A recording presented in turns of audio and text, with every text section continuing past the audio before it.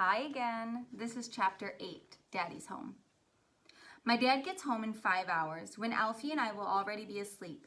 I have done everything possible to keep him from noticing that 6 crystals are missing from his collection. I moved the rest of the crystals again, so now, even though nothing matches its label, there aren't any empty spaces at all left on the shelves.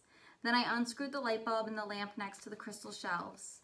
I even got Alfie to draw Dad a big welcome home sign before dinner and put it in his office. My dad thinks Alfie's this genius artist, and he might be so happy to see the sign that he won't notice anything in the room is missing. I can barely even remember this afternoon's good feeling when everybody liked me, but I think the scared and guilty feeling I have now is probably going to last forever. And that's another example of something that is not coming out even in my life, in addition to the tallness thing. Mom says to tell you dinner's ready, Alfie says, peeking into my room, which she says smells like a hamster cage. Her daycare has a hamster named Sparky, so Alfie's like this little expert now. Alfie is golden brown, and my mom always fixes her soft black hair in 3 puffy braids, one on top and one on each side of her head.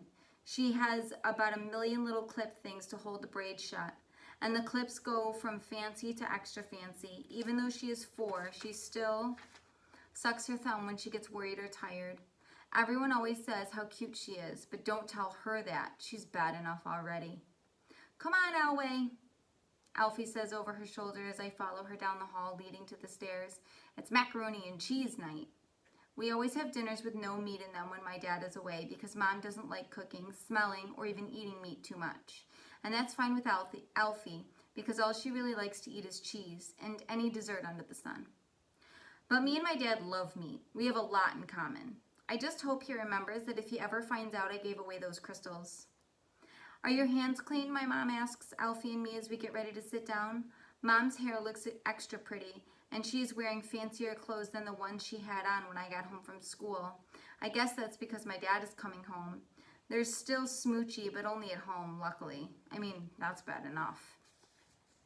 They're basically clean, I say, hiding my hands behind my back just in case. I think I washed them after school, but I can't really remember.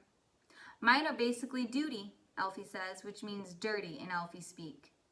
Go wash, Mom tells Alfie and me. I'll pour you 2 some icy cold milk to go with your piping hot macaroni and cheese. Sometimes Mom sounds like a commercial when she talks about food.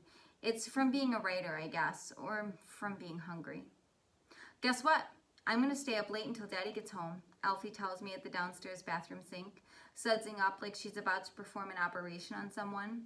I'm not even a little bit sleepy, she says, passing me the soap. Well, I'm going to bed early, I say. I won't go to bed right after dinner, or Mom might think I'm sick. But maybe at 10 minutes to 8 I can start yawning and then just melt away into the bedroom. So I'll be asleep when Dad gets home. But from down the hall, I hear an unexpected sound. The front door is opening. Daddy's home, Alfie yells, throwing Mom's fancy hand towel on the floor and racing out of the bathroom. Dad's home, I said quietly, looking at the bug-eyed face in the mirror, and he's almost 5 hours early. Uh-oh.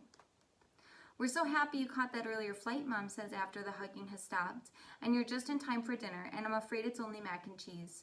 Delicious home cooking, Dad says, smiling.